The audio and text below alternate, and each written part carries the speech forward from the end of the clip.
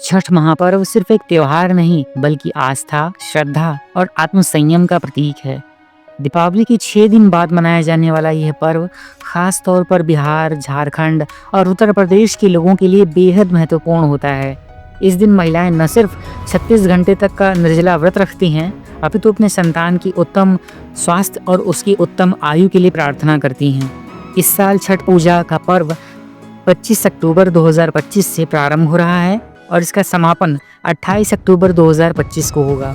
ये दीपावली के बाद मनाया जाता है, जो कि मुख्य रूप से बिहार और झारखंड में मनाया जाने वाला पवित्र पर्व है। हिंदू पंचांग के अनुसार छठ पूजा की शुरुआत कार्तिक मास के शुक्ल पक्ष की चतुर्थी तिथि से होती है और इसका समापन सप्तमी तिथि पर होता है।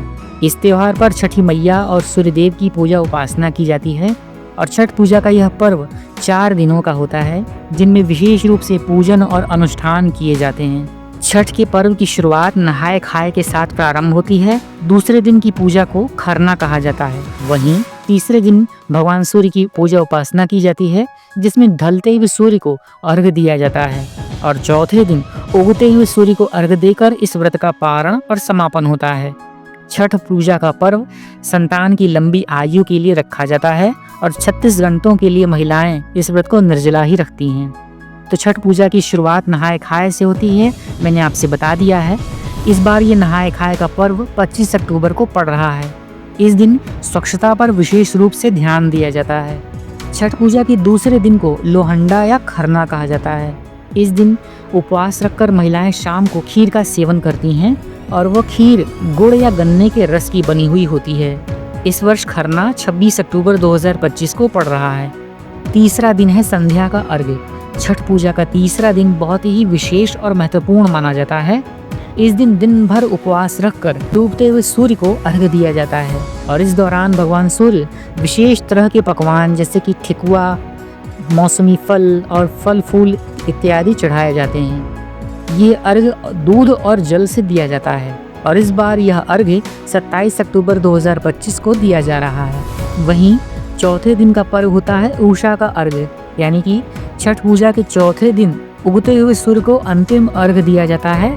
इसके बाद कच्चे दूध और प्रसाद को खाकर महिलाएं व्रत का समापन करती हैं। 28 अक्टूबर 2025 को अरुणोदय यानी उगते हुए सूर्य को अर्घ्य देकर इस साल इस व्रत का अंतिम अर्घ्य दिया जाएगा और छठ पूजा का यह पावन पर्व समाप्त हो जाएगा।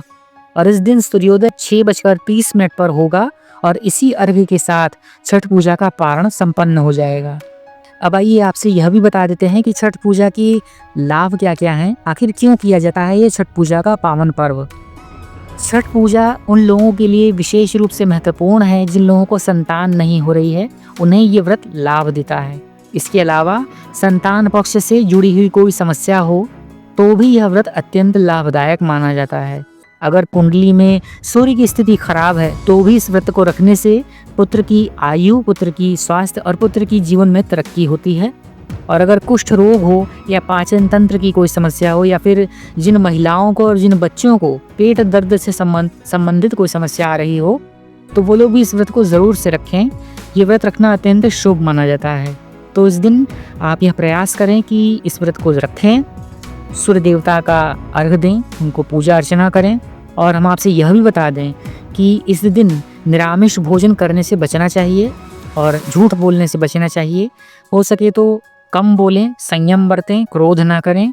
और आपको 2 उपायों के विशेष में यह भी बता दें कि अगर इस दिन आप अपने माता पिता के चरण छूते हैं तो आपकी आयु उत्तम होती है और आपको इस व्रत का फल अच्छी तरीके से मिल जाता है, चाहे भले ही आप व्रत ना रखें।